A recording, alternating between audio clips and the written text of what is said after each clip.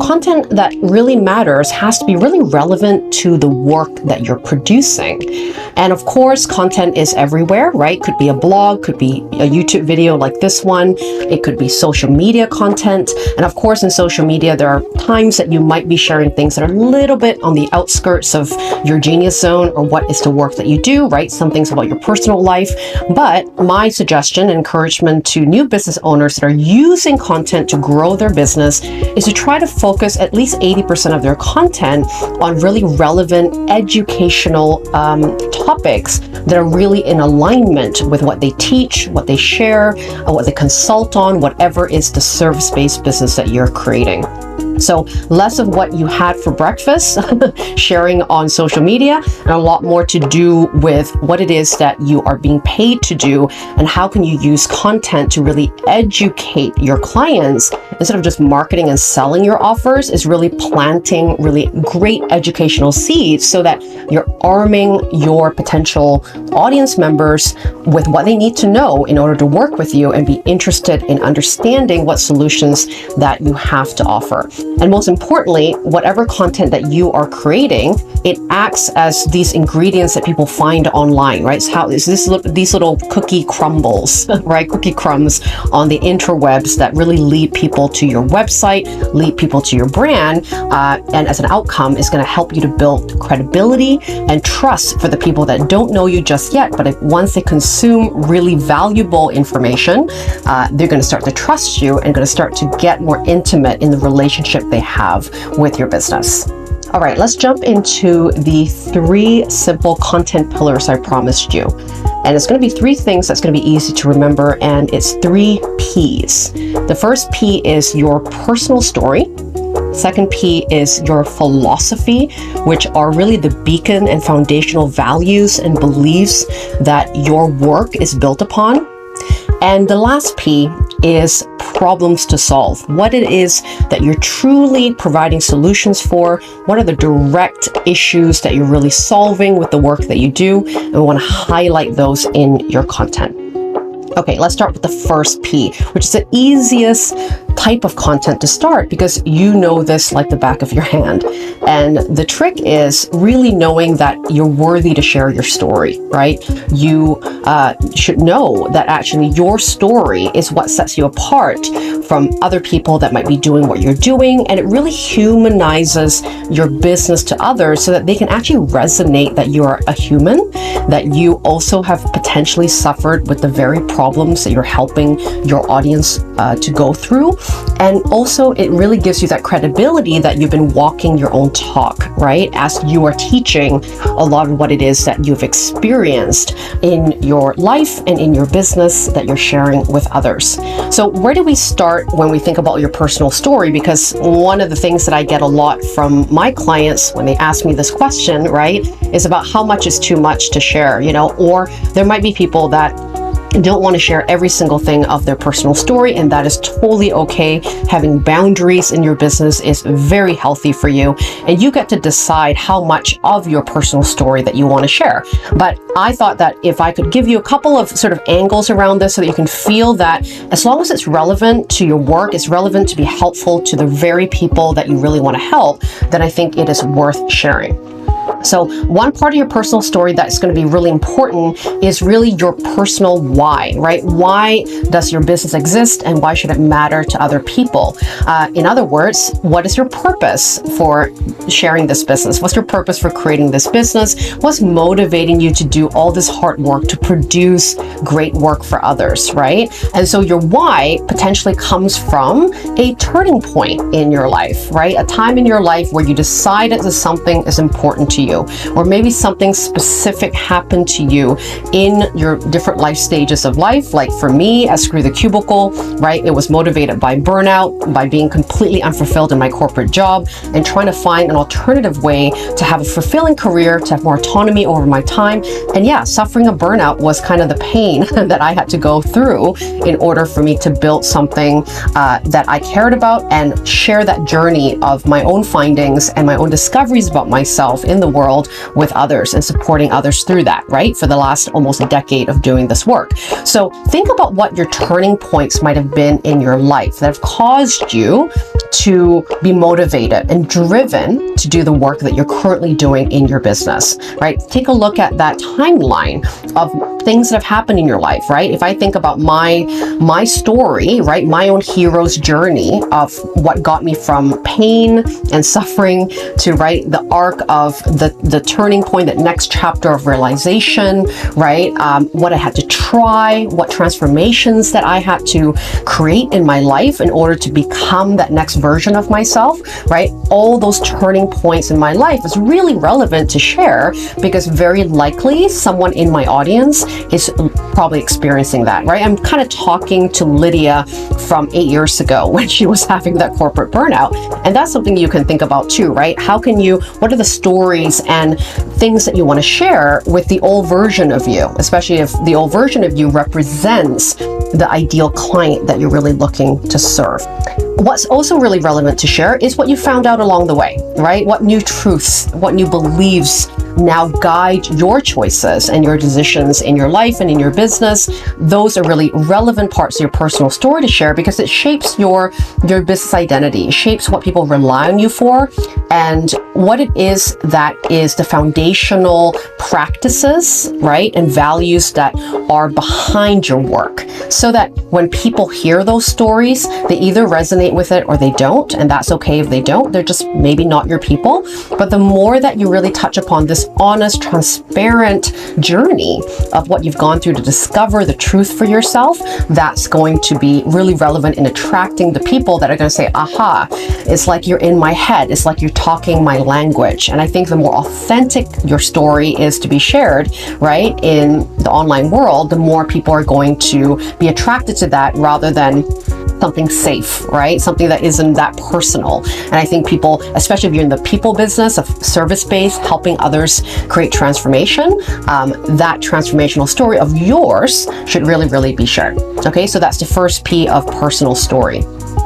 The second P is your philosophy, right? Which I talked about as your beacon, the foundational values and beliefs you have behind your work. Now, there are going to be other people that do what you do. That is a non-negotiable. And it's probably a good thing that there are people doing what you do, because that means there's a marketplace for it. It's nothing to be afraid of. How you're going to be standing out is really your perspective. So your philosophy really holds your point of view, your perspective, your lenses, how you view the world. That's going to be very different from other people, because your story is different and your lenses of life is different, right? And we want to hold on to that as part of your differentiating factor, right? Your unique sort of perspective, right? That guides how you talk about this work and how you support others that are going through that journey, right? So when you think about your philosophy, I know that's a very big word to digest. So I want you to think about what are some aha insights that either you've experienced as yourself going through the same problem, or maybe it's clients that you've helped, or friends, or anybody in your life that you've supported that's aligned, or that's, you know, in relation to your work.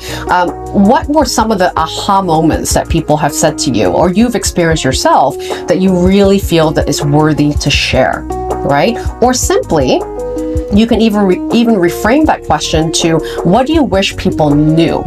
Right? That's part of your work that maybe they're not finding out on their own, that maybe you see out there in the world that they're reading, and there's a different take that you have around that based on your experience. That should be shared as content that matters to your audience, because again, it showcases your process.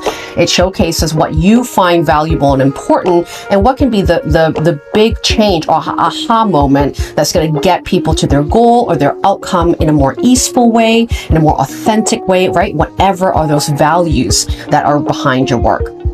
I want you to also think about, you know, what your process is, right? So when you think about what you're offering in your services, what you're offering in the journey of helping people get from A to B, right? The before and after effect, right?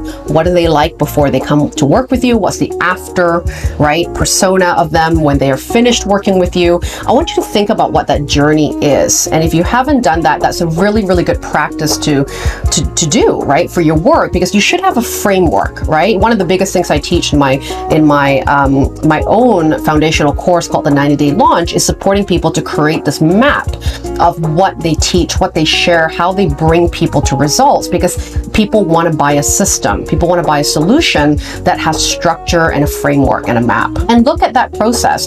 Think about what content angles and topics that you can create based on those stages of your process, based on these very strong pieces that if people can just do these pieces properly, right, they would have a much better chance at getting to the results that they're looking for.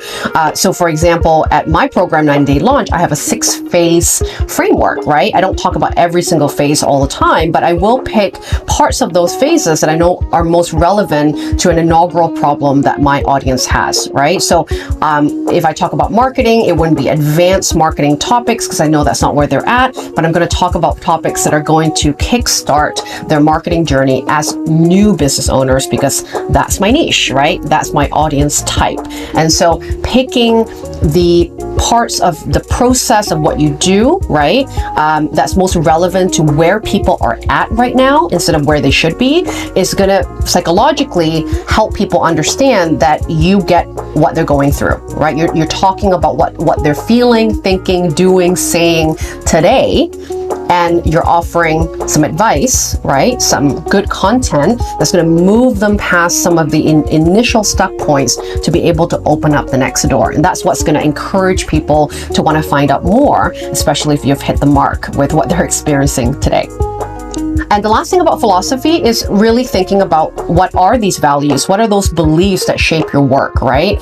If you're unclear about that, that can be why you're fuzzy too, right? You might be trying to say what other people out there in terms of competitors and other businesses might be saying, and you want to kind of ground down on what it is that you believe in your work, right? What it is that you might do slightly differently than other people, and what it is that you might have even failed on or be disappointed on before in how things were done normally, and what was a new path, right? What's a new version of a new pathway that you chose that maybe gave you a more easeful, real way of getting to your goals that you truly want to share as a mindset shift, right? As a little bit of a different approach that might actually make the biggest difference for people that may not have been learning this from other people, right? That might not have gotten their hands on that knowledge and that wisdom that you have to share.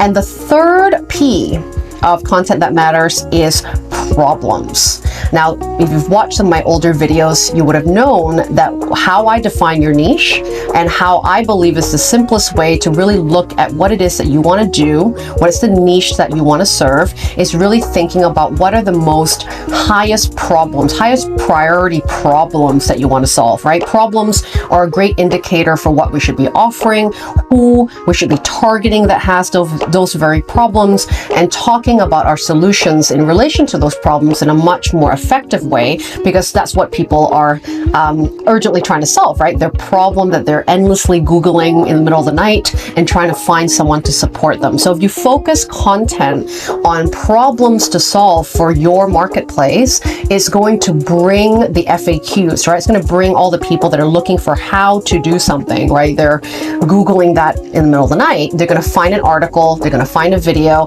that you produced, and that's going to, right, help them get into that lovely rabbit hole of great content that leads to your offers as well.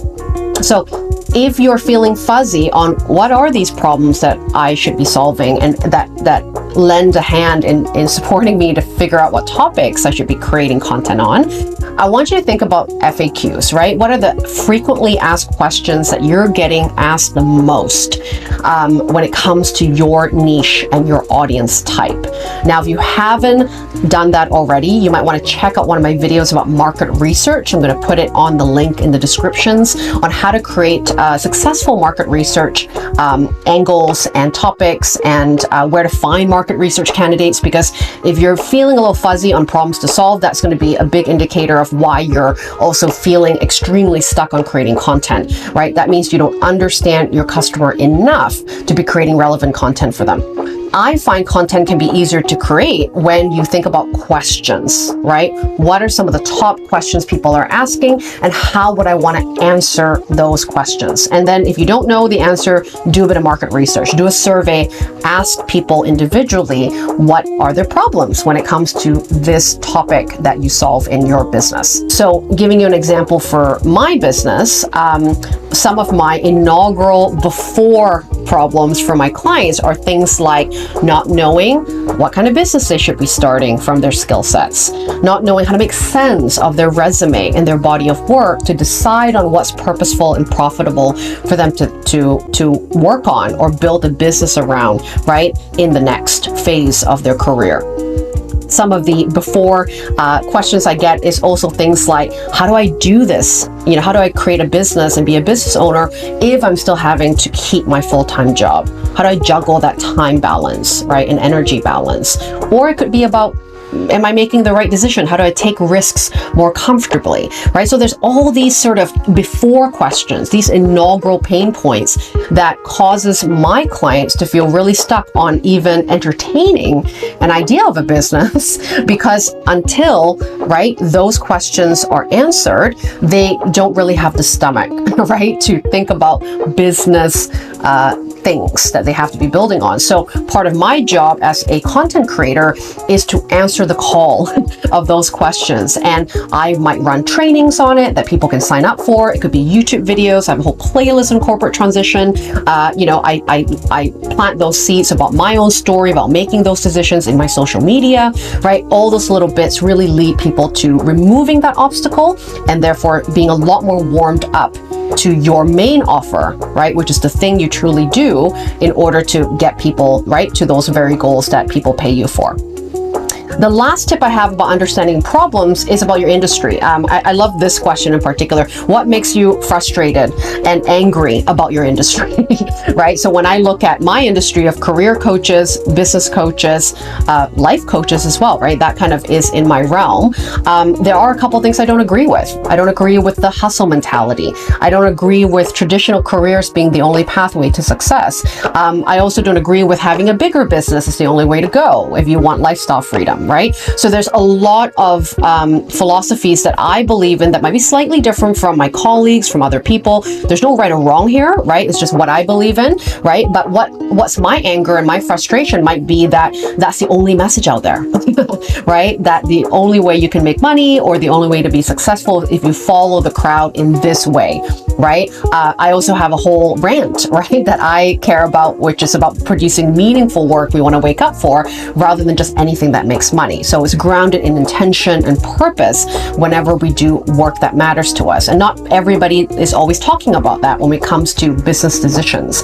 And that's certainly something, right, that I do a little bit more uniquely in my business. So that's what I think about sometimes when I think about what do I want to talk about that's a little different from what's going on out there. I might read an article, I might read a Forbes article that it doesn't sit quite right with me. And that gives me a clue as to what I might want to say. How do I want to share my voice that is going to be an alternative perspective to what's the popular opinion, right, in the industry. So maybe that prompt really resonates with you as well. Okay, so 3 P's again, just to reiterate and repeat, is P, number 1, personal story, P number 2, philosophy, and P number 3 is problems to solve. I really hope that this video today really helped to plant seeds for you in terms of what are some simple ways to really focus on just 3 content pillars to get started in creating content. And the last note I want to leave you with is that don't drown in perfectionism of thinking you have to get it all right in order to put your voice out there. Part of social media, part of creating content is about testing ideas and finding your voice through the practice of sharing your voice. So if you aren't moving in imperfect action, which is my favorite philosophy to live by, it's going to be really hard to find your voice and find your rhythm and what it is that you truly want to be talking about that's purposeful for you to share. So go and do it and make sure that you do it in ways that feel right for you. If it's video, if it's writing, pick a format of content that is your personality type, right? And stay there. You don't have to have multiple social media channels or multiple content, platforms. Choose one and just do that consistently and use that as practice to produce good content in the future, and also find that voice that truly is already inside of you, and do it through practice, right? And know that imperfect action is the way to go. Now, if this video has been valuable to you and you've gotten some really great insights today, please share them with me in the comments below. And of course, share this video with others that might be looking for this topic and struggling with this and being overwhelmed in content creation. Share this channel, share this video. I really, really appreciate it. And if you are looking for a really easy way to figure out what business you should be starting based on your personality type, lucky for you, I've created awesome tool, and it's completely free, and it's a quiz that's going to help you to answer just 9 powerful questions on what it is that you are most authentic and naturally inclined to do based on as a business owner, and you're going to be able to find out what business model is right for you and how to start that business model based on your own genius zone. And you can go to the link that's going to be put up in the cards above to get access to the quiz, and I'm sure that you will find some clarity in finding the results and reading through it for yourself. Thanks so much for joining me today, and I will see you in the next video.